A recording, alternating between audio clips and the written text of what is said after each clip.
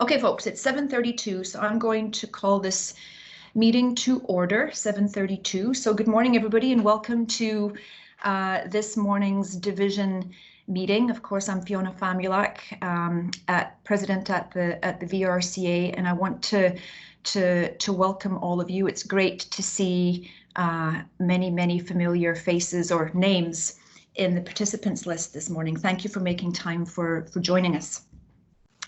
So here we are, week 10 of our new normal, specifically day 2 of phase 2 of BC's restart plan. And before we get underway with the meeting, David, I'll ask you just to come off of that a little bit, just if you can. We'll get to the agenda in a second.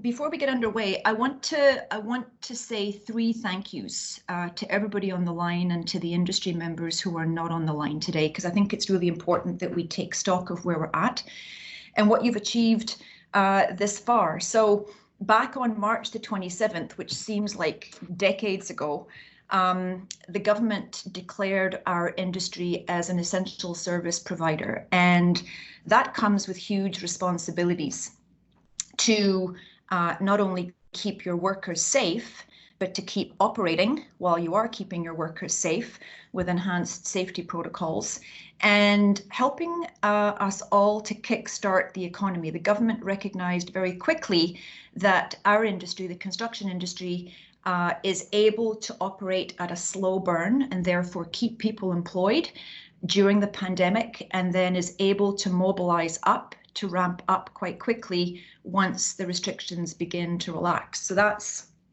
a huge responsibility. It's a huge honor. And I want to say thank you to all of you. A really personal thank you, a sincere thank you.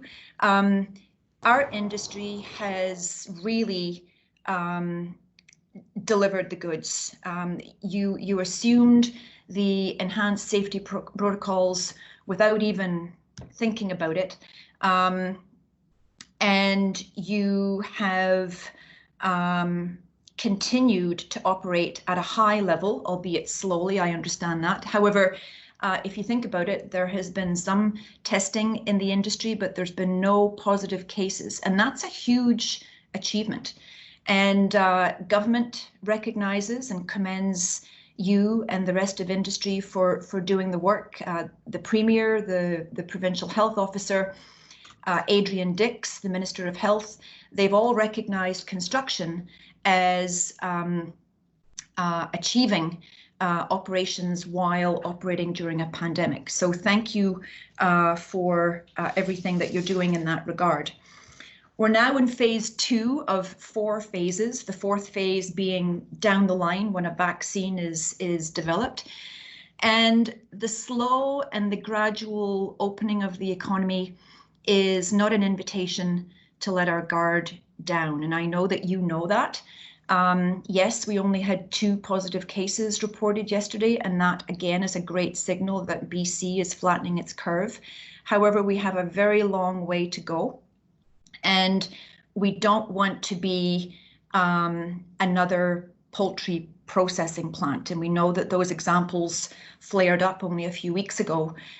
It's very easy for the virus to take hold. So thank you for continuing to lead by example and for doubling down on the efforts to keep the virus at bay. My third thank you is again to all of you and to those who are not on the line today for taking care of others while you're busy taking care of your workers and your construction sites and your offices. And specifically, I'm referencing the Lunchbox Challenge that was kickstarted by Scott Construction and ITC back at the beginning of April. It was a great idea.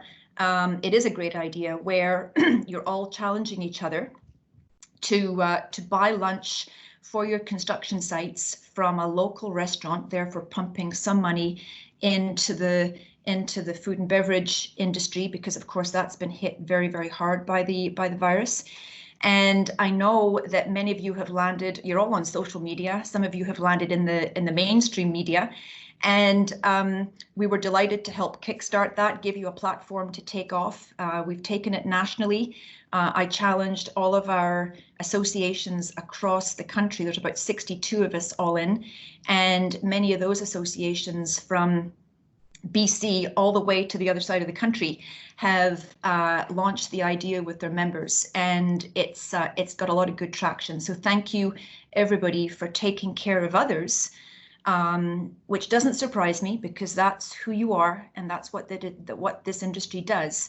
But thank you for making it work, even in a pandemic, for goodness sakes. And then my last thank you, which is I guess number 4, is for your continued support of VRCA. Thank you for showing up for meetings like today and other meetings that we've had in the last 10 weeks. Thank you for your understanding as we've had to cancel courses and events because we cannot physically bring people together under the current guidelines. And thank you for the calls, for the feedback and how you appreciate us and our services. Thank you for just calling to ask, how are you doing? We appreciate all of that because like you, we're pivoting and we have team members working remotely also. So I just want to say a very sincere thank you to all of you for your continued support. We will get through this together and VRCA will be absolutely fine. We'll be stronger than ever with your help. And we are here to help you in whatever way you need. So I'll come back to that a little bit later. So a huge thank you to everybody on the line and to everybody who's not on the line today. So let's get started. So David, if I can ask you to pull the agenda up, that would be great. So because this is a formal division meeting, I would like to ask for a motion to approve the agenda. Mr. Chair, Don Whiteman, perhaps you can move and we'll ask for a second. Hey. Morning. Take for the sorry, having a brain fart. Ask for the motion to move for the agenda forward, please. Perfect, thank you. And can I have somebody second that, please?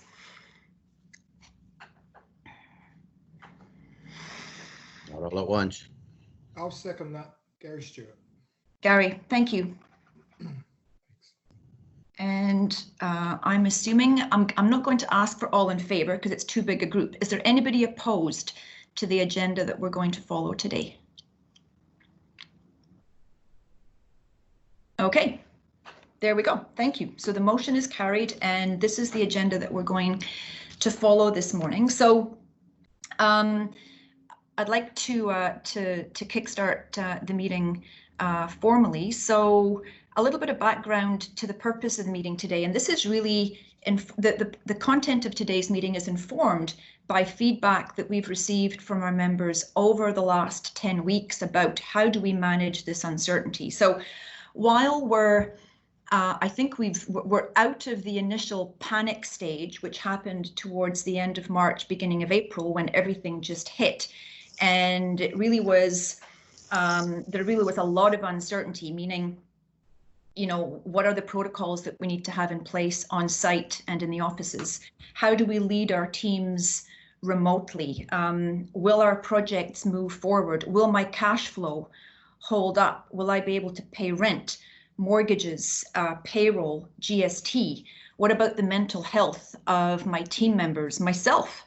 So there's been a lot of uncertainty, and there still continues to be a lot of uncertainty because this is a new environment and we're all in it together, navigating one day, literally one day at a time. So the purpose of this meeting is to provide some guidance on the essential elements of strong leadership during a crisis.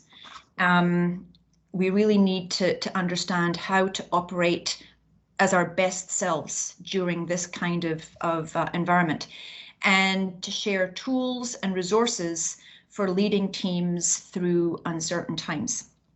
So I'm delighted with that to introduce Jeff Tetz, CEO of Results. Now, Results is a strategic partner of VRCA and has been since 2016. We work very closely with Results. Results is a boutique consulting firm that helps mid-sized companies grow from good to great. And I can see from the participants list that some of you already know who or what Results is, because I know that you've engaged with them in the past. Now, you may already know Jeff Tetz, CEO and partner of Results. Jeff hosts a weekly webinar as part of Results Unleashed series, which we promote at VRCA heavily. We are their biggest cheerleader because the speakers are excellent, the content is excellent, and we're really happy to promote that kind of learning opportunity. If you haven't taken the opportunity, it happens on a Thursday morning, 9 o'clock BC time, and you'll see the link for tomorrow's session in our connector of Tuesday morning. So I encourage you all to participate in that if you haven't already. Just a few words about Jeff. Jeff has almost 20 years of experience in leadership roles that include roles with the Edmonton Oilers and Eskimos. He also spent over 10 years coaching elite hockey, including time in the Alberta Junior Hockey League.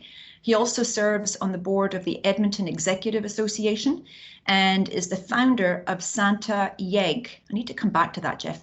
An organization focused on clothing and feeding Edmonton's homeless population during the winter months. So with that, please welcome Jeff Tetz. And Jeff, I have a question for you. What is Santa Yeg, Y-E-G? So the YEG is the call sign for Edmonton, for the Edmonton airport, and so that's why, yeah. So I just called it Santa YEG, and yeah, we've served about 20,000 meals over the last 3 years, sort of November and December. We get volunteers from all walks of life and get people to donate food, and we actually make meals and go down and serve them outside of shelters, inside shelters, in back alleys, or like wherever we can find people that are experiencing homelessness. It's been really neat to see it evolve. Awesome. I thought about expanding it into Vancouver and in Calgary, but all I have at this point are Twitter handles, but no decisive action yet. So thanks for that kind introduction. So I'm really excited to join everybody today, and I have to admit, when we were going through the roll call at the beginning here to get the meeting started, I was a little bit nervous when she asked if anybody, when Fiona was asking if anybody was objecting. So thank you. Nobody did object. So happy to be moving forward with you. And I'm going to bring up some slides here, and I'll share slides intermittently and won't make you stare at too much in terms of content today. But I do want to share just some slides with you very quickly. And to Fiona's point, we're going to talk about leading your teams through uncertainty. And I'm in a very enviable position where we interact with hundreds of business leaders every single week. And in my bio, you heard Fiona talk a little bit about that I've spent some time in elite hockey with elite athletes. And I think just by nature, I've always been fascinated in people and what makes people tick and peak performance and what separates high achievers from everybody else. And that's really what our organization does, is we do two main things. Is we try to just make it easier for people to build and grow a company. And the second thing is we just try to help individual leaders and typically at the senior level, at least at a leadership level, become better versions of themselves. And I think that pursuit of excellence is probably a theme that all of the groups we work with would have. And I would also say humility would be another one. So pursuit of excellence, personal growth, humility, those are the types of people that we love hanging out with. So today what I'm going to take you through is a bit of a framework for managing through crisis and managing through uncertainty. And I'm always very, very careful when I give a talk like this to really highlight the notion that I don't believe there's one recipe or there's a right and a wrong way to do most of this stuff. But what I do think there's a lot of merit in is taking in as much content from trusted sources that you can find in areas that you're interested in, because we only have so much time. But what I always encourage people to do is look for the patterns across the various trusted sources that you're drawing your information from. And that's what I do. You know, so in leadership, I may have 25 people that I rely on for leadership content and research, and not everything resonates, but I take with me the things that do resonate, and then I'm always very, very cautious to look for the patterns amongst that research that sort of create and weave a common story. And so that's my hope today. So when we're done here, the 45 minutes is over. I hope there's at least one takeaway for everybody that's on here. And what I'm encouraging you to do is, as I share some information with you, is look for two things in particular. So I want you to look for validation, things that you're already doing really well. And then I want you to look for gaps. And the reason for that is multifaceted, but one of them is give yourself some credit that I am finding that in most cases, leaders are doing a lot of really good things, and you might not even be aware of it. So look for validation and share that validation with your teams.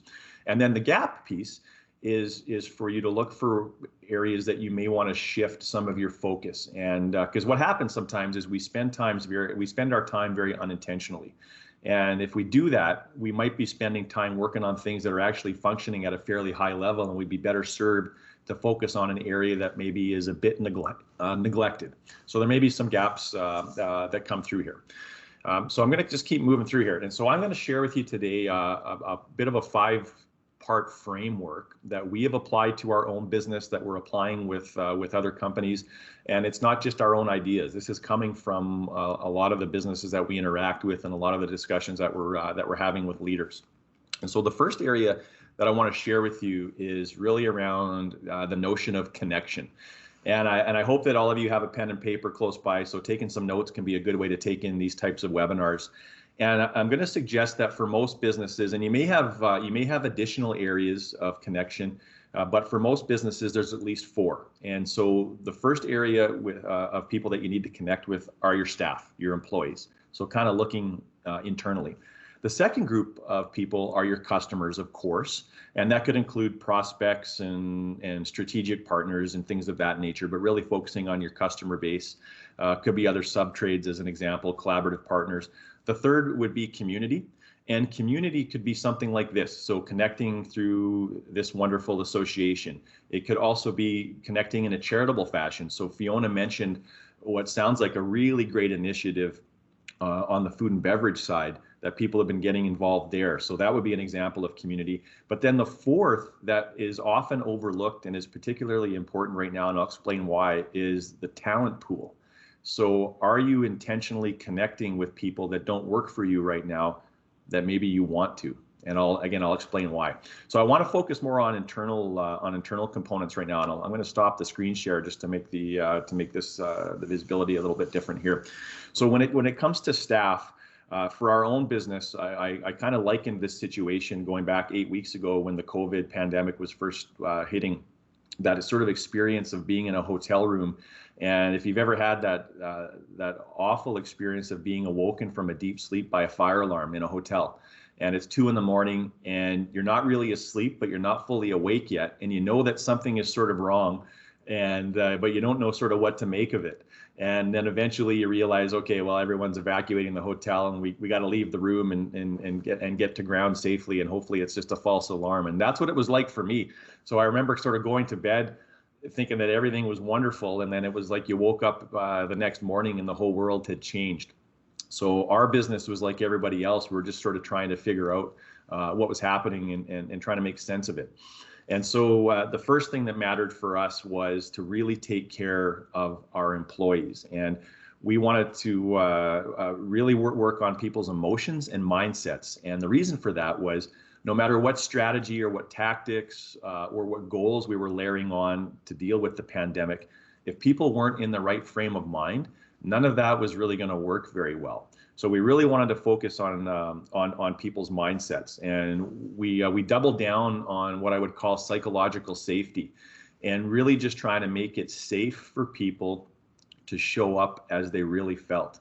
And people are experiencing this pandemic in a very unique way, a very personal way, and so it's important right now to not cast judgment.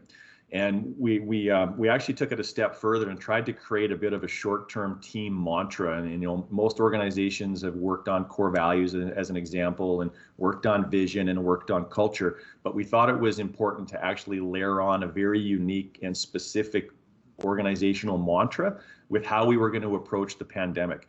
And so here's actually some of the guidelines that we came up with. So the first one was that we wanted to show up for everybody that we interacted with externally. So we want to focus on being insanely helpful and really present for every single person that we come into contact with. So on a construction site, you can imagine how many people you're interacting with every day. Just as an example. And the other part of that is telling people how we are going to help them, not asking them. And there's some research on this where and the most probably prevalent case is when somebody is experiencing grief and loss and bereavement. Oftentimes we'll ask somebody, you know, I'm so sorry that, you know, your spouse passed away, or your mother or your father passed away. How can I help? What can I do? The answer is always, well, thank you for offering, but don't worry about it. There's nothing. What research tells us about psychology is we're better off to tell people how we're going to help them. So to say, Fiona, I'm so sorry for your loss. I'm gonna bring you dinner tomorrow night. So you're going to be home at 5 o'clock. I'm stopping by with your favorite lasagna. So that's better. So tell people how you're going to help them, rather than ask. The second one was really try to focus your mindset on things that you can control. We have this awful habit as humans of worrying about things. And when you worry about things, they very rarely come true. And worry is about the future. Worry is not about the present moment. So we wanted to really get people focusing on things that they can control. And a very simple exercise you can do is just on a piece of paper, split it into 2 columns. On the left-hand column, write down all the things that are out of your control. You know, the timeline of COVID, the pandemic, the government regulations are very much unknown and out of our control. The economy in the future and the way people will work in the future, very much out of our control right now. But on the right-hand side, then write a list of things that you can control. So your mindset, your culture, how you connect and communicate with people, how you communicate with your customers and stakeholders, the kinds of jobs that you bid on. There's a lot of things that are in our control that will occupy our brain power and occupy our time and our resources if we choose to focus our attention there. The third one was making it safe for people to show up as they really feel. So what we told people was we don't want any masks internally in particular. So if you're feeling sad, if you're feeling angry, if you're feeling confused, if you're experiencing anxiety, don't run from those things. Tell us how you're feeling, and try not to let your emotions totally control your behavior, but let's acknowledge the emotions that we're really feeling. And what we know in organizations that are able to create that kind of environment is the leaders have to go first. And so we had to take that courageous step to share how we feel. And so some weeks I am anxious. Some weeks I'm excited and motivated. Some weeks I'm mad and I'm pissed off.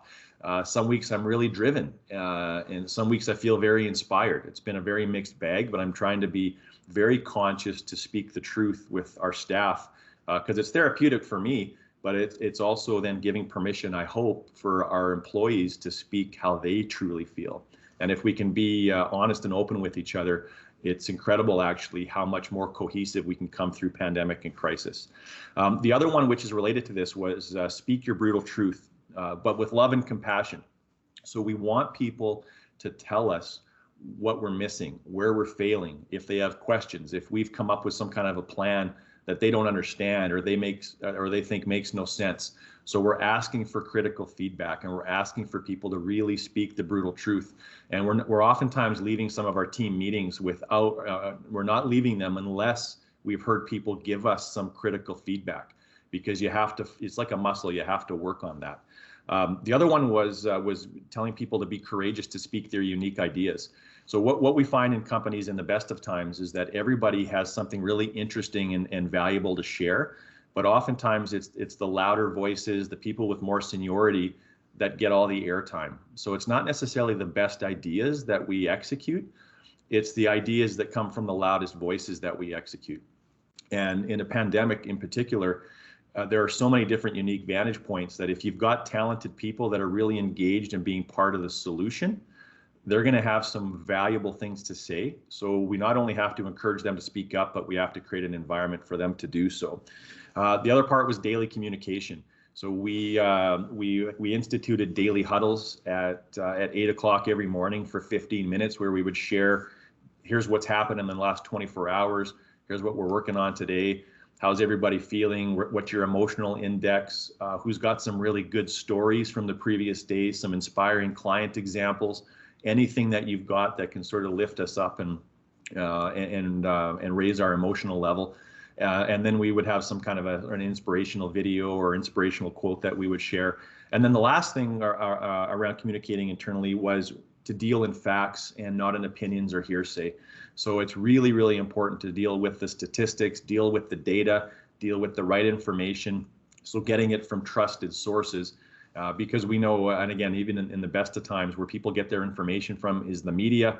It's from colleagues, it's from former colleagues, it's from their family members, and we all know how accurate that information tends to be, and the answer is not very. So those are some of the things that we did for connection. So Fiona, I'm just going to pause there, and if you have any questions before I move on to the next area. I do. Yeah, I do. And I'm checking to see if there's questions in the chat line. So there isn't yet, but I've been making some notes, and I have a couple of questions, Jeff. So yep. I love that you're saying that, you know, results wants to be insanely helpful. I love it. That's similar, but not the same. I've said to our team, because we've had to pivot too, we need to ensure that we are indispensable to our members. We need to be making sure that we are delivering what they need. We want to ensure that we understand what they need, suggest, perhaps to your point, don't ask, but sometimes we just have to put things into the space.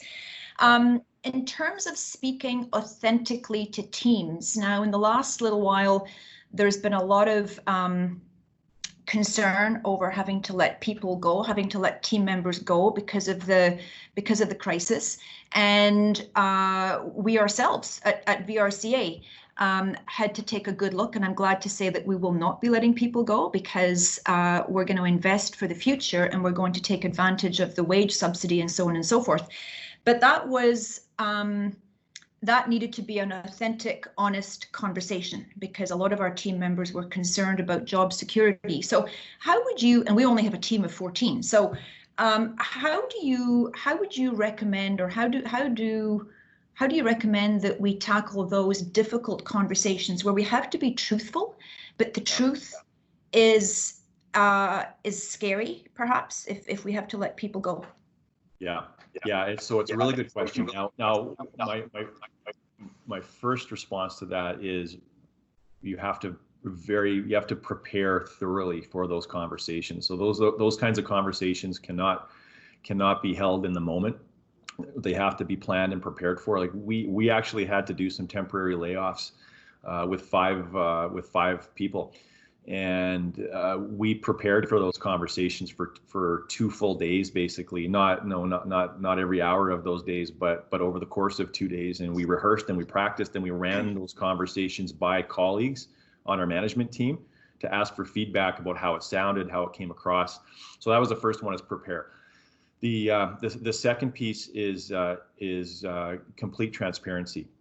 Be the kind of person that you want, that you actually aspire and look up to. And we respond well as humans to people that are completely open and transparent.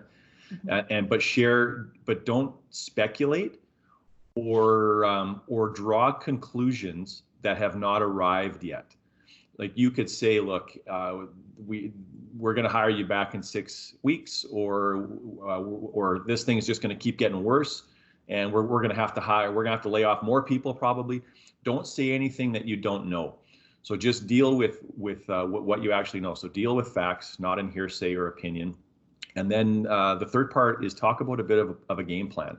And what we know about highly respected leaders is for the last 35 years in researching most admired leaders, 2 of the top 4 characteristics are honest and forward-looking. So be really honest, but also be forward-looking and say, look, hey, we're going to get through this somehow. We think we're going to get through this. Here's the plan of action that we have, and we hope that we're going to be able to hire you back someday, but we don't know that for sure. So that's really important. And then kind of deal with some of the higher level reasoning and rationale. So deliver some of the why. And so for us, The why was we want the organization to survive, which is the first priority, and we're all sharing in this pain together. So talk about how the organization needs to survive, and then how some of the pain is being shared across the board. It's not just for mid-level employees or entry-level employees. Everybody's experiencing hardship and pain together. Thank you. That's great, Jeff. The other question that I had, but it's more of us, and I know that you know this, but I just want to share it with the group. You made the point of showing up as you feel, and that needs us to be vulnerable. Mm-hmm. And not everybody is comfortable being vulnerable. So what I would say to the group today, I'm and I know that you are, Jeff, a big supporter of Brené Brown, who is a fantastic keynote speaker. She's by definition, she's a researcher and storyteller. I think that's how she introduces herself. Yeah. And over the last few weeks, I've gone back to her TEDx talk. I've gone back to her YouTube videos and so on and so forth. And she really speaks about the importance of being vulnerable, because vulnerability is the birthplace of joy, happiness, creativity, innovation. And this is the time when we need a huge amount of creativity to move forward, a huge amount of innovation to move forward. And if we're not able as leaders to show up and say, you know what, I say to our team, where are you in a range of 1 to 10? Where are you today? Yeah. And because that's, some folks perhaps aren't able to connect with the word, but they can connect with where they are on a range. And honestly, there are some days when I'm a 3 or a 4, and that's okay. It just depends on what's going on. Mm-hmm. But that also allows our team to say, you know what, maybe I'm not feeling great today either. That's okay. So yeah. I think it's really important as leaders to show up absolutely as we feel, and because we can move forward from that. If we know what we're dealing with, if we know what we're struggling with, then it's easier to move forward, as opposed to have this suit of armor and expectations that is hard to keep up. So thank you for reminding us to show up as we are. Yeah, you're welcome. And I think you bring up an important point, Fiona, that we're all at various comfort levels with all of these tools, and vulnerability is a hard one, and it goes hand in hand with courage. And some of the things that can help us just become a little bit more vulnerable is this notion of just pushing your comfort zone. And that's a different threshold for all of us. But if we just are consistently just pushing our comfort zone a little bit over a long period of time, that's going to lead to some pretty significant growth for you as a leader. And a second exercise that you can do is you can make a list of the leaders that you most admire, and then write down the characteristics of why you admire them. And it's fascinating how much, just by doing that little exercise over 15 minutes, will change the way that you behave and the way that you show up. And then you got to do the work. And so a daily reminder, when you get up in the morning, if this is how I want to show up for my people today. I'm going to be honest, I'm going to be transparent, but I'm also not going to be feeble and disorganized and wishy-washy. I'm going to be clear, I'm going to be confident, but I'm going to be real and courageous with the folks that I interact with. Those things are important. All right, so I'm going to go back. I'm going to share, just do slide share here again. I'm just going to remind everybody to mute. Sorry, I'm getting a little bit of feedback. So if we can all make sure that we're muted, please, that would be great. And there were 3 other areas of people to connect with, Fiona, that I mentioned. So customers, of course, really important one. So making sure that you're connecting with your customers for deep conversations. How are they feeling? What has the impact been on their business? And it's not only going to help you create stronger relationships, but the other thing that's going to help you do is start to recognize patterns in your industry. And I always find that the people that have the best foresight about where construction is going are the ones that do the best job of connecting with their customers and various stakeholders that are working in the sector. And try to get out of your geographic region if you can for some of those conversations as well. So you're not only collecting patterns and ideas from your closest circle, but you're seeing the way that other jurisdictions are managing. And that's, again, a huge value that construction associations like the VRCA bring. The third was community. So connecting with your community, of course. How can you actually be of service to the community? which creates goodwill, creates a positive feeling, and it focuses your employees on doing something good for other people. That helps to reduce stress and anxiety. And then the fourth one was talent pool. This is going to be, I believe, an unprecedented time of talent transition. And with people being laid off, working from home, maybe being dissatisfied with the way they're being treated through a crisis, you can position yourself as an employer of choice more than ever. So don't neglect the way that you're communicating with the world in terms of the talent pool. So the second area is check your vitals. And I'm going to go through this one pretty quickly. It's fairly self-explanatory and mechanical, but really, really important. And so when I talk about check the vitals, it would be things like making sure that you've got financial models and scenario planning in place. And what we find works best is having a 3-tiered scenario plan, a best case, a mid case, and a worst case. Sometimes we don't know the worst case until it happens, but you're better off to practice for the fire drill and never have to go through it, as opposed to trying to figure out how you vacate the building if it's on fire. So scenario planning is important. How are you preserving cash and capital? What's the runway that you have for your organization? Cut deeper than you think.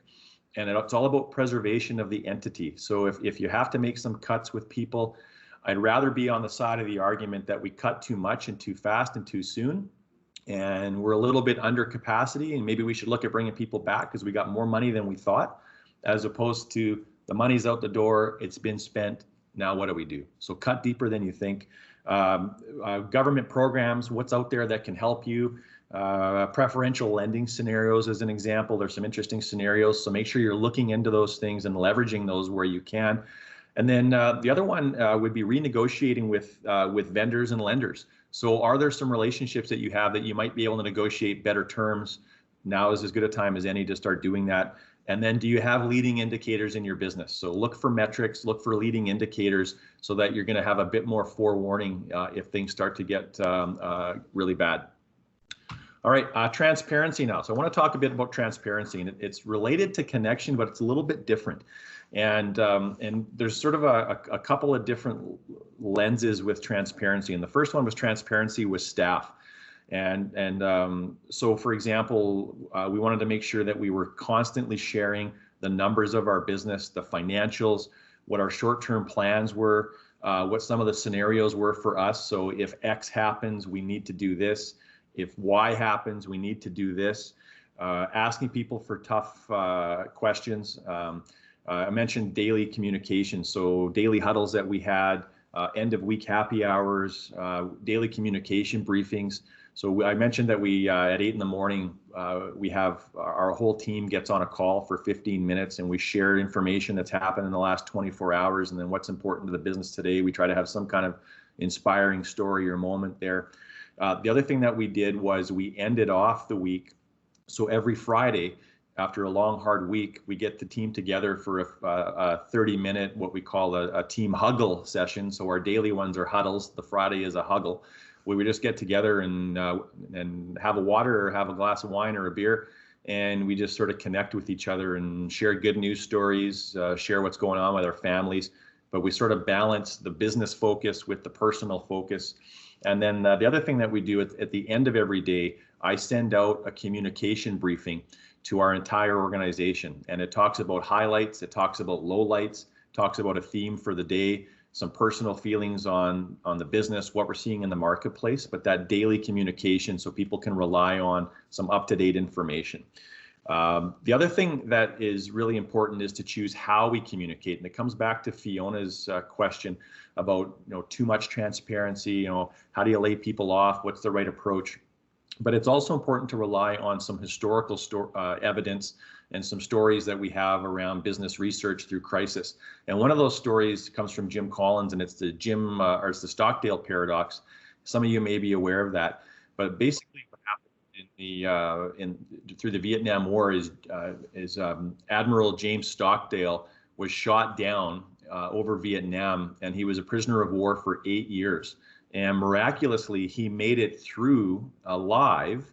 And when he was interviewed and studied afterwards, what got him through clearly was that he had this paradoxical relationship of confronting the brutal reality that he faced every single day and not sugarcoating it, but then this unwavering belief that he was going to make it through alive and he was going to see his children and his whole family someday. And that was what got him through. And what he asked, okay, what was the difference between you and everybody else? He said, the people that didn't survive were overly optimistic.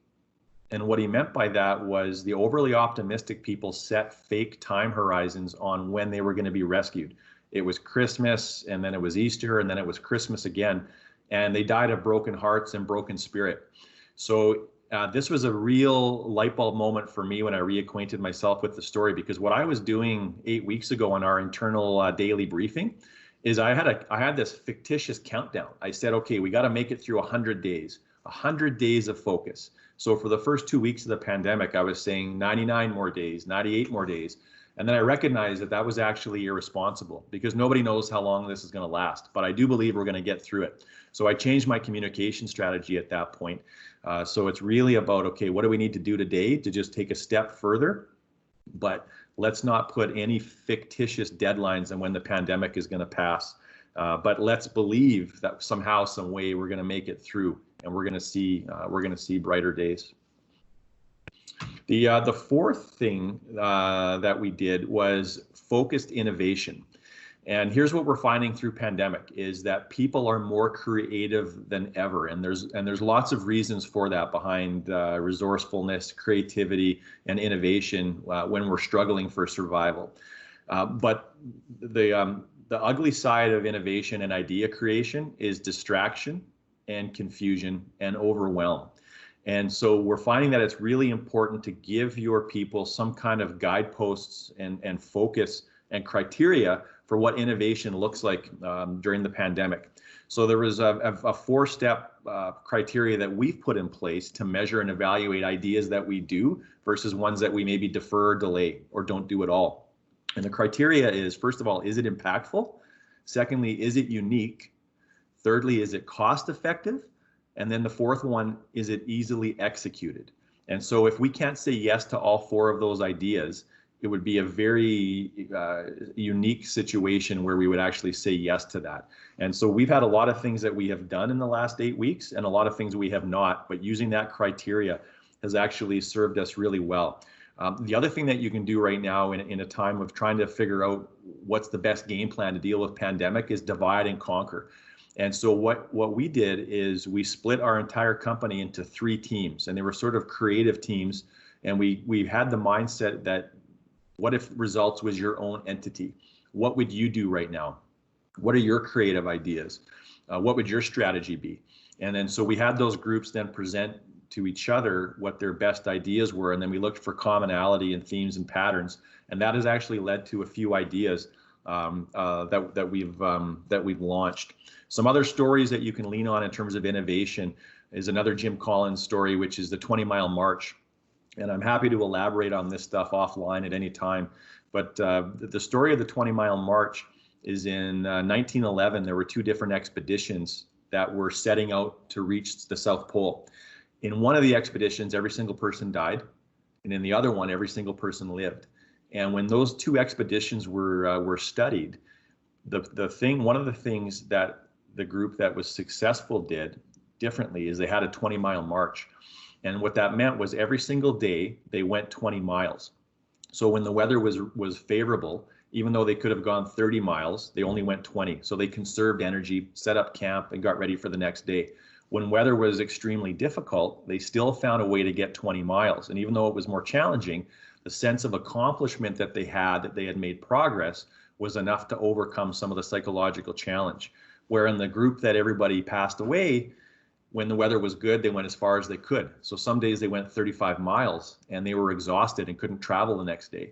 When weather was bad, they didn't travel at all. And inevitably, over the long course of that expedition, they weren't able to make enough progress, and they ran out of resources, they ran out of food, and even just the will to persevere. Another important point with focused innovation is making sure that you're solving the right problems. And this is where having criteria in place can be very, very useful. And here's an example that I'll share with you is there was a group of university students in the US a few years ago that were trying to create a charitable organization to deliver relief in impoverished areas of Africa. And what they found was the most significant challenge to getting relief to people that needed it the most, like medical supplies as an example, was that the road systems were completely washed out in 90% of the countries during rainy season. So you had this situation where you had a bunch of supplies that were there, but they just couldn't get delivered. And that was a huge awakening. And so what this group of university students was focused on was trying to solve the logistics problem with medical supplies, as opposed to being focused on the road construction problem. And here's where it mattered. Because they were focused on the deeper problem, they were at a technology conference not long after that, and it was all about the speed of innovation. And one of the examples and presenters at that conference was a drone technology expert. And what they shared was that drone technology was coming down in price and going up in capability to the point that it was now affordable beyond what they thought it was. And because they were focused on solving the right problem, they actually realized that they could solve the supply problem without roads at all. So now in a lot of the areas of Africa, medical supplies are delivered through drones. So make sure that you're solving the right problem in your organization.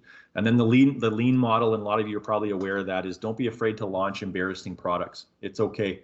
Your first version is not going to be as good as your last one. So get things to market, measure, evaluate, adjust, and relaunch. And so that lean model can be very, very helpful in times of crisis. I'm just going to keep going to the last one here. So Aspire is another one. When we get into crisis, it can be very tempting to ignore vision, ignore culture, and ignore inspiration, and simply focus on the daily tasks, the things that are going to get us through. But the problem with that is if your people are not excited about what you're doing and why they're doing it, the level of resourcefulness, the level of energy, the resiliency, all of those things will be lower than they need to be during a time of uncertainty. And so it's a really important time to clarify for your people why you do, what your values are, what you believe in, what your long-term goals are, because it really does lift people up and bring people together and remind them that when we're serving other people or we're here to do something bigger than ourselves, we actually have a bit more energy to work through difficult, extreme situations. And for us, the way that we focused that was we've really centered our whole mandate right now on capturing hearts and minds. So we're just trying to do things right now to be of service to business leaders, to be useful, to have conversations, to be there to provide support and tools and methodologies to help people lead through uncertainty more effectively. And if we went to a strategy of let's grow market share, that's pretty callous and cold, but saying that we actually want to capture hearts and minds, has a much different feeling to it. So how do you want to show up, and how do you want to be remembered when this is over as a company and personally are really important questions for you to answer.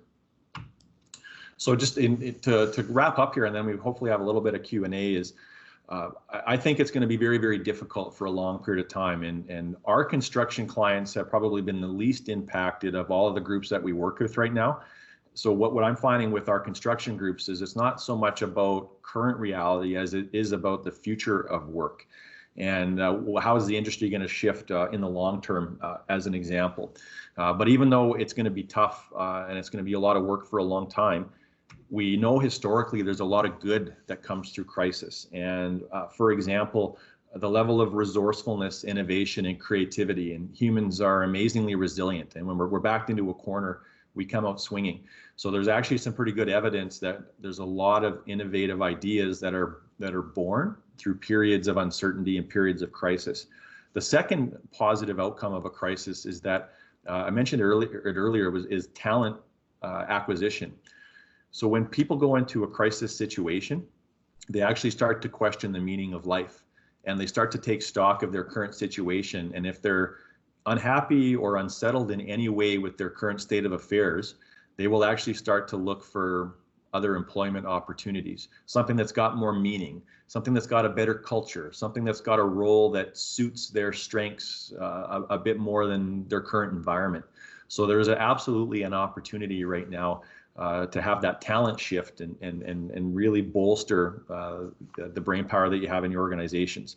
The other pieces I want to remind people of, it's a marathon, not a sprint, and really avoid the comparison trap. It's really easy right now in a time of pandemic to look across the street and say, well, geez, they've pivoted, they're doing this, they've launched that, what's wrong with us? And ultimately, comparing yourself to somebody else just leads to unhappiness and dissatisfaction. Survivor guilt is another one, and talk about construction being a bit more stable. There's actually some evidence right now that people are experiencing survival guilt, and if you're doing well, we kind of want to not, we don't want to talk about that too much because we don't want to seem disrespectful while people are hurting for jobs and employment and their health and welfare and their mental well-being. But I think it's important, if you are doing well, that you share the stories of success in a very authentic and genuine way, because we need those stories. And I think that the inspiration and the stories that we share about success and resiliency and overcoming obstacles, that helps to give other organizations ideas for their businesses, even if they're not in construction. So I really encourage you to share your stories and get those messages out into the world. And the last part is look after you. None of this is going to work very well if you're not taking time for yourself. And before the pandemic, people were busier than ever. And now it's even more so. If you've had any layoffs, you're doing more with less capacity. There's nobody to delegate to. You want to work hard to bring those people back. You want to work hard so that your business doesn't struggle in the future. But ultimately, if we don't take some time and force ourselves to take some time for ourselves, we're going to burn out as a best case scenario. But longer term, if it becomes chronic and persistent, health problems could definitely emerge from that. So I just want to remind everybody to take time to look after themselves. All right, so we're coming to a close here, but I want to make a couple things just available here. I want to make sure you know that we are here for help and support. We're doing a lot of short-term planning with organizations right now, scenario planning, those kinds of things. We're running limited to 30 people, but we are running a culture and connection workshop on how do you build high-performing teams remotely? How do you hold people accountable in a remote environment? That's going to be on June 3rd. From 9 o'clock till 10:30 Pacific time. It's only $79 a person, but limited to 30 people. So if anybody's interested in that, you can certainly let me know. You can email us there. And Fiona mentioned we're running a Thursday series where we're featuring a different thought leader, business researcher, or speaker. This is designed to get research-based content into your hands every single week. So tomorrow we have Drew Dudley joining us, 9 o'clock to 11 o'clock Pacific time. Drew Dudley is Canadian. He's an amazing leadership expert, and he has a TED Talk that's one of the top 15 highest rated leadership TED Talks of all time. Almost 5 million views of his TED Talk. He's a phenomenal guy. It's free to join. All of your teams can join as well. And you can find that on our website at unleashresults.com. You can email me as well, and you can definitely find me on Twitter there. So let me throw it back to Fiona for just other questions or comments. Jeff, thank you so much. Gosh, I have so many questions, and I'm going to ask a couple. I'm just going to check. I'm checking the chat line. There aren't any questions yet, but I'm going to buy you a little bit of time because now people have time to reflect on all your comments, which are fantastic comments. And I have a couple of questions. So you touched on, and it was one of your last points, you touched on the importance of being healthy of self, meaning our own mental health. We can't lead if we're not healthy in our own mind. So as leaders, what kind of steps have you and your team been taking to make sure that you are healthy and showing up as your best self? Yeah, so it's not glamorous, but you have to schedule things. It's really important to schedule things. And some examples of that would be, I try to go into every day knowing what my top 3 priorities are. I have a morning routine. So I'll do this breathing meditative type thing in the morning just to center myself and focus my thoughts on my day and who I want to help and be of service to. I'll know what my top 3 priorities for the day are. I'll schedule exercise time. And then we've got management meetings, not every day, but we've moved those management meetings to 3 days a week now. And we'll do a pulse check and an emotional check. And then I shut my day down at a certain time. And so it'll be a very extreme situation where I'll do any work after 7 o'clock at night. So those are the things that I schedule. And even with all of that, you're only as good as your adherence to those and your discipline to those. And some days are amazing and some days are terrible. And I was experiencing a lot of anxiety on Monday because I was looking at the enormity of the week. It's a short week. This is a really important week for our company. And I was feeling a bit overwhelmed with all the stuff that I kind of had to get done.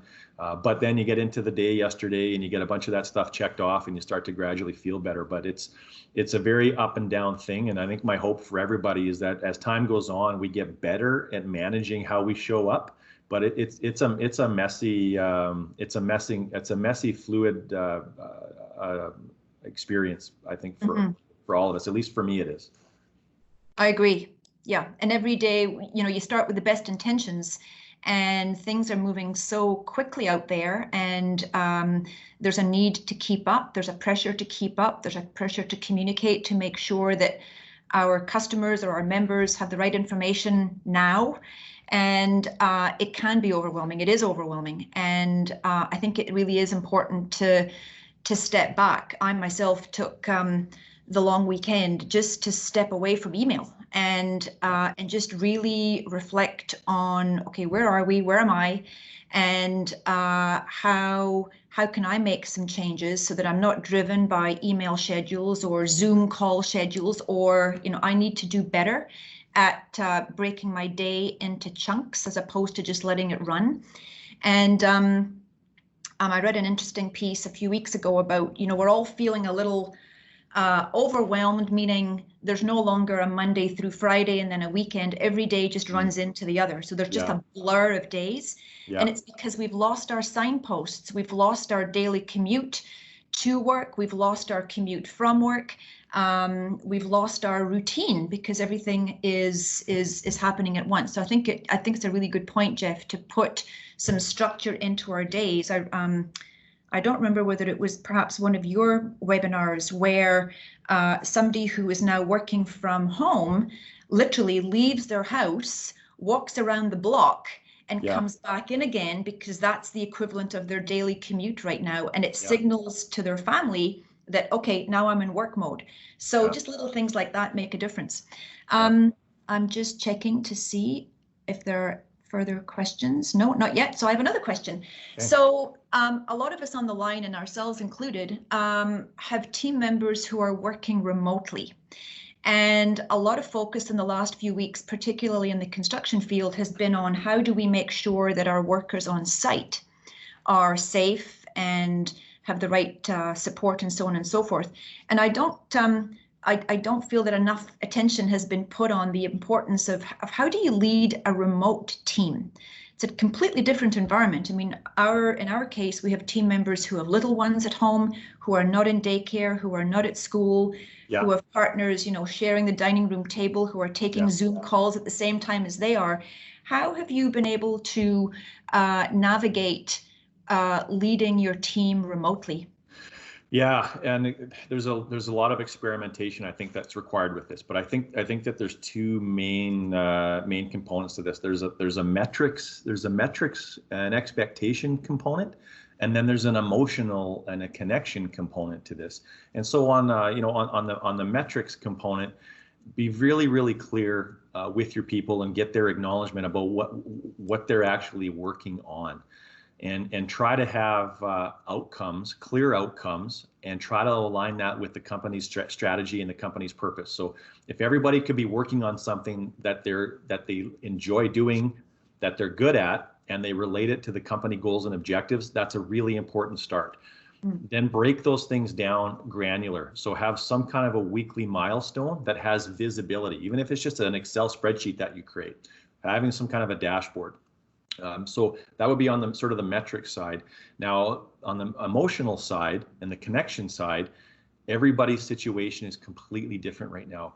Your best employee that could get everything done 3 months ago that now is working from home with 3 kids, their capacity is completely changed.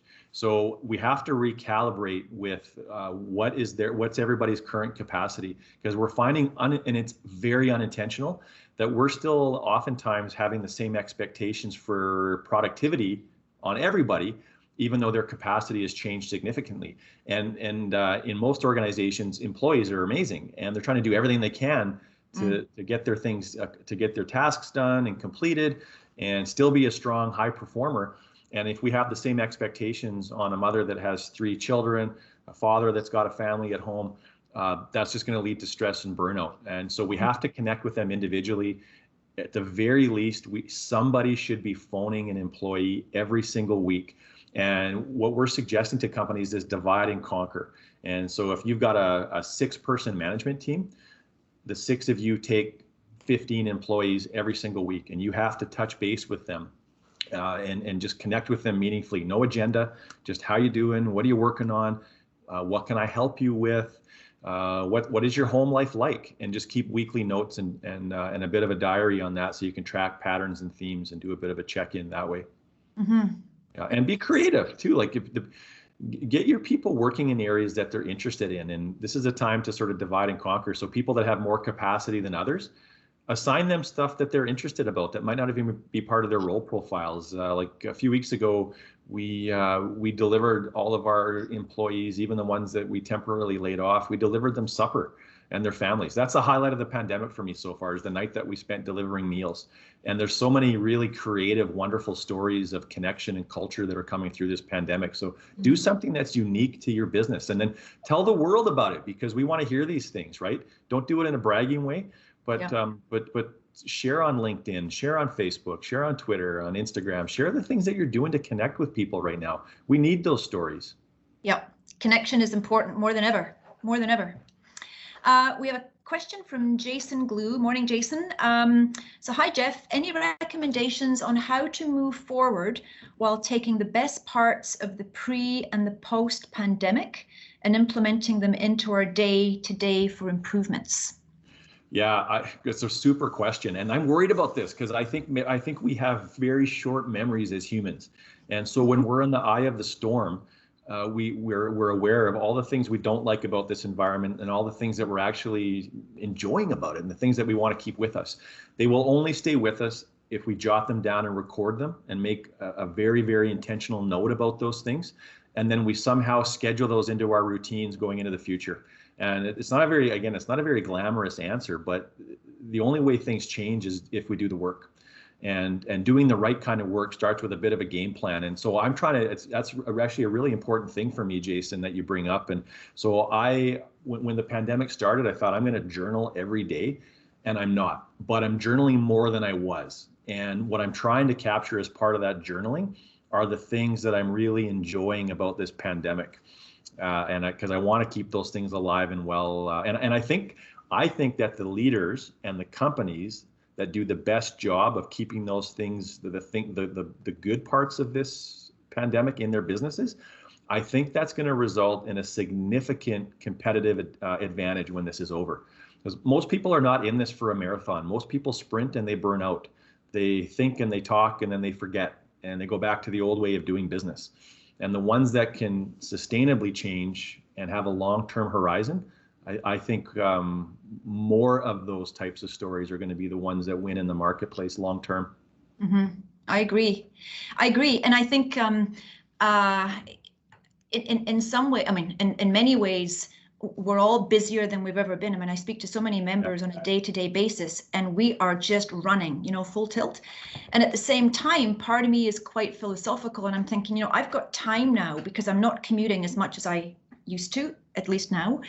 And I've got time to read. I've got time to listen to podcasts and so on and so forth. And I believe that's really important because as leaders, to your point way back at the very beginning, Jeff, it's really important to soak in, to absorb good content from trusted advisors. And as much as my head is exploding right now with all kinds of things that we need to be doing at VRCA, I'm also feeling like I'm a sponge and just, looking for content and jumping on to as many podcasts and webinars as I can. So this is my last question to you.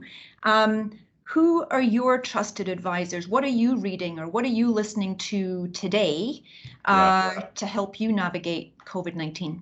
Yeah.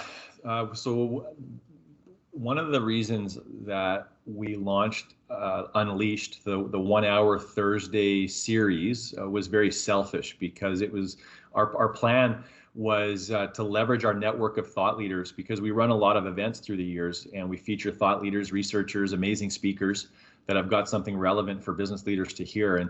And so everybody that we've booked on that episode, they've been talking about resiliency and mental health and leadership and strategy and how to pivot and innovate in a time of crisis. So there's a laundry list of people there, but some of the podcasts that I lean on heavily, Adam Grant is a business researcher out of Wharton University in Philadelphia. He's one of my favorite thought leaders. So Adam Grant is great. Alison Fergale is great from University of North Carolina. Yeah. Lots of our colleagues and clients and staff are just filled with great information, so I'm relying on them a lot as well. I'm trying to think. I mean, Brené Brown is another great one, and the Tim Ferriss podcast is wonderful too. And I think, my encouragement for people, or my guidance for people, is whatever the hardest part of this pandemic is for you, it can be helpful to search out experts in those areas and try to start adopting some of the tools, some of the research-based tools. So if it's resiliency, if it's managing your emotions, if it's how to plan and manage your daily task list, the thing that you're worst at right now, it's hard to turn that into a strength, but just try to be less bad at it. Try to be a little less awful in the areas that are really tripping you up. Yep. Good point. I'm plugged into a couple of those, and also Brené Brown, because I just find her content really, really honest. Like, she's just as authentic can be. And I find her really grounding and really helpful. John Spence, same thing. I mean, he's just, he's a guru in all things business. Terry Small, the brain guy, from a mental health perspective, I'm finding his podcasts and his newsletters really helpful, just as a reminder on how to take care of self, and what it is that we need to be doing in order to keep ourselves sharp and smart and so on. I want to pick up on a comment that Gary Stewart from Graham Construction is making, and thank you, Gary, for your comment. He's leveraging Jason's comment about how do we take the best parts of the pre and post and move forward. This is Gary. On the same theme, I believe that our sites will be better places to work when the pandemic eventually ends, with regards to hygiene and safety, if we continue the good work. And really well said, Gary. A colleague of mine has said a couple of times in the last 10 weeks, never let a good crisis go to waste. Meaning it's the worst, but it's also, it gives birth to what Jeff has been chatting about all the way through, which is it's an opportunity to reset. It's an opportunity to dig deep. It's an opportunity to be brutally honest about self, about business. It's an opportunity to take a look at what's broken and fix it. It's an opportunity to look at what we do really well and continue to leverage it. And think about it. I mean, think how our industry has embraced technology. I mean, geez. We've been championing technology for a long time, and all of a sudden in 10 weeks, here we are. We're leveraging it in a variety of different ways, and it's causing us all to focus, which is a good thing. So to Gary's point, I think for those who embrace the opportunity, sure, there's no question COVID-19 is devastating for many, and there will be fallout. But there's also huge opportunity to really reflect and take a good look at how we can be better, how we can go forward strongly and be successful. So thank you, Gary, for your insight.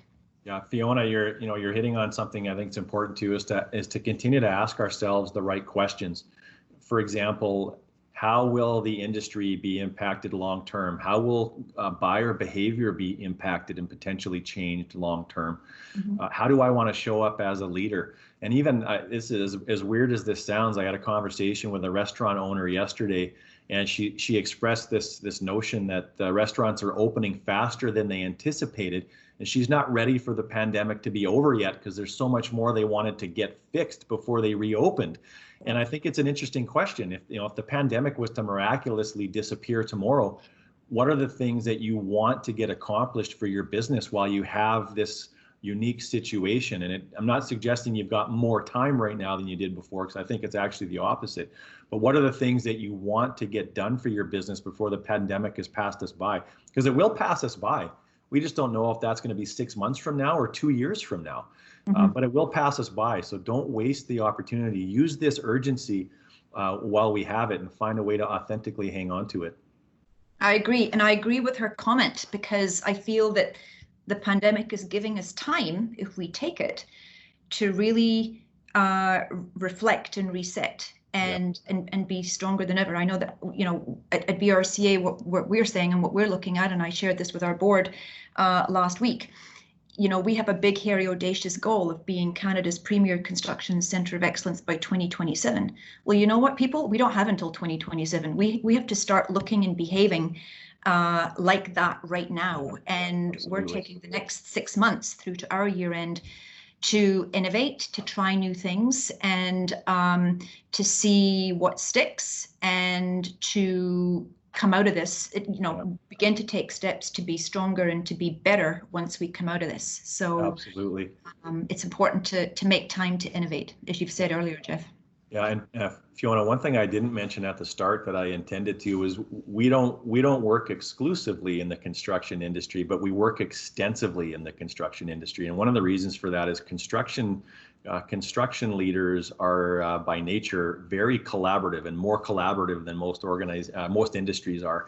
So we love working with construction folks. And the thing I want to impress upon people is don't be afraid to ask for help. And that's we're just trying to be a hub for information and resources, just like you are. And that's why it's a real privilege to be able to sit in a session like this. My only regret is that we can't do it in person, and so we can't have that face-to-face dialogue with people. But we have a number of things, like we've got a number of resources, tools, articles, templates, like all this stuff that we're happy to just give you and show you and help you with. So if there's anything there that you've got a question about, if there's any kind of gap or something that you're just not sure about, reach out. Don't try to figure it out yourself, because we can help you get the answer faster. And that's what we're here for. So lean on us. I've never had anybody ever abuse that invitation. So don't worry about that. Awesome. Thank you, Jeff. Thank you.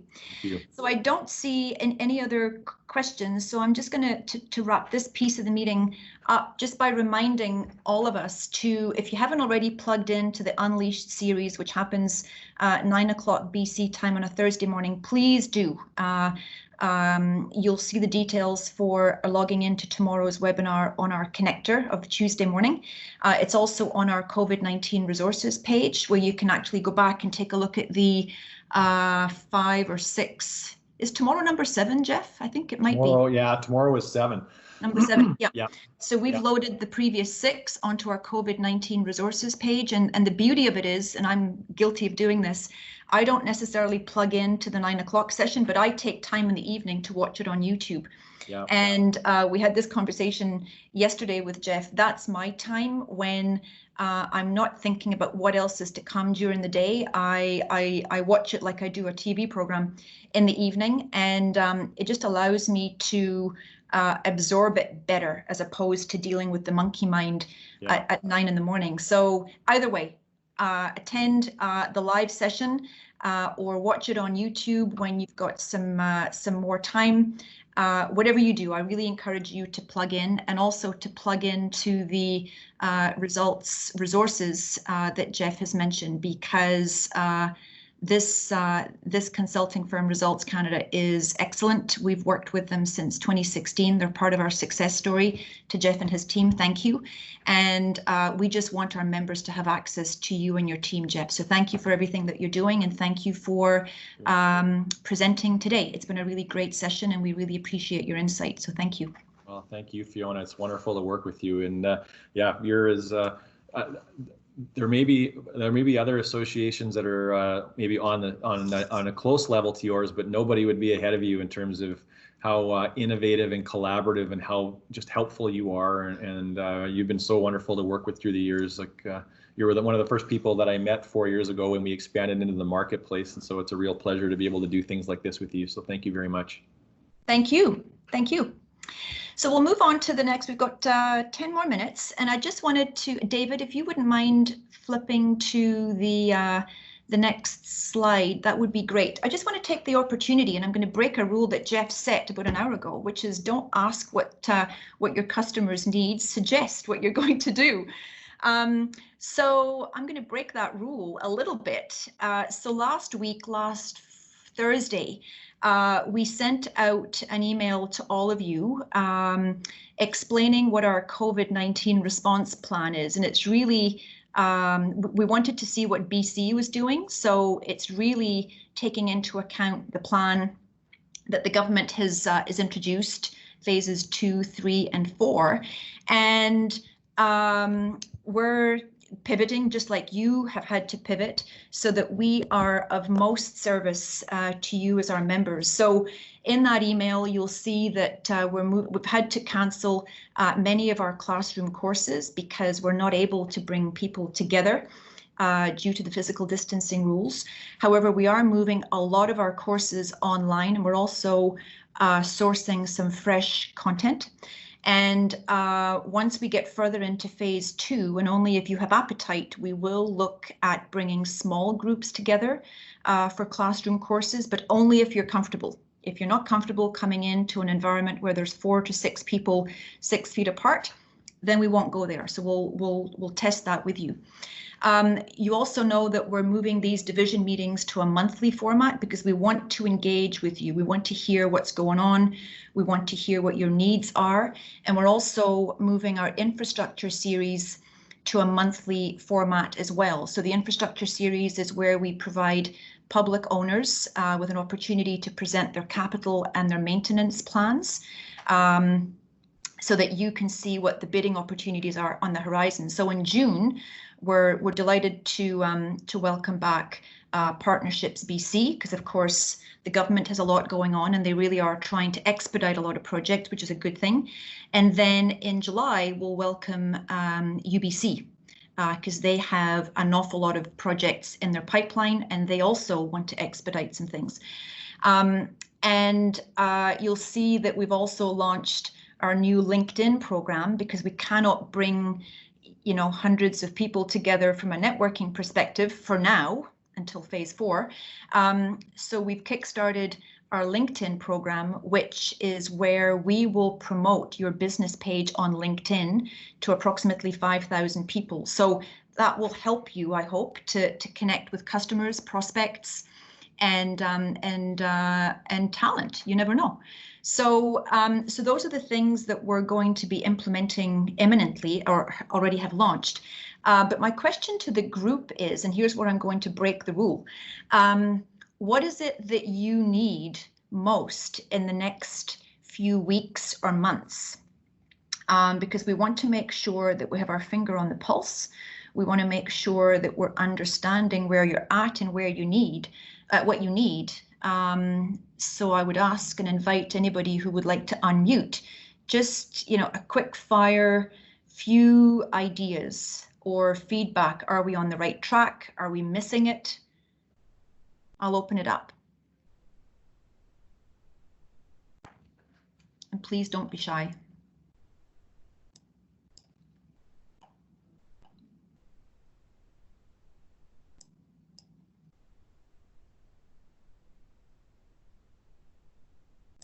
Goodness, I don't know what that silence means. Does that mean that you haven't found the mute button, or does that mean that we're on the right track? Or does that mean that you need more time to think?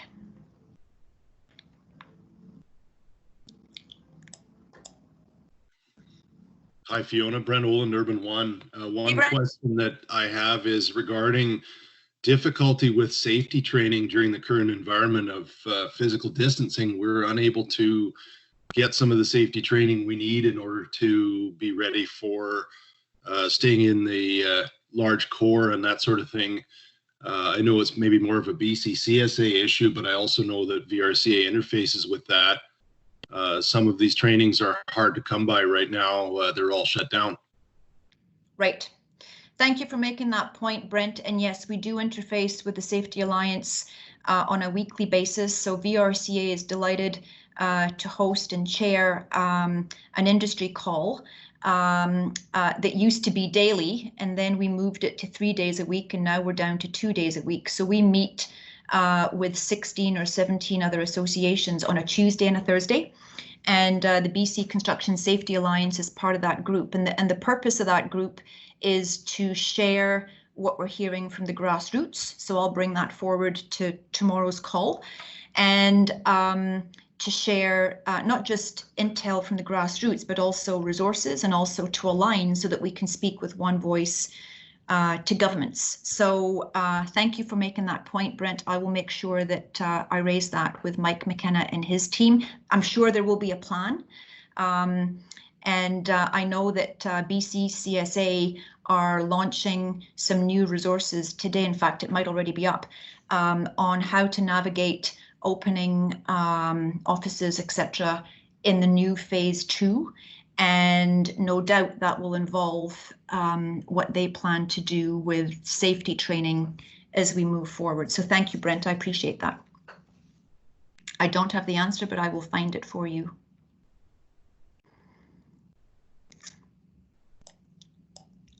Okay, so there are no other questions. So I will invite you all, though, to, David, if I can maybe just ask you to flip to the next one. Thank you. There's a couple of things that I'd like, or 3 things actually, that we want you to be aware of. So I've mentioned a couple already.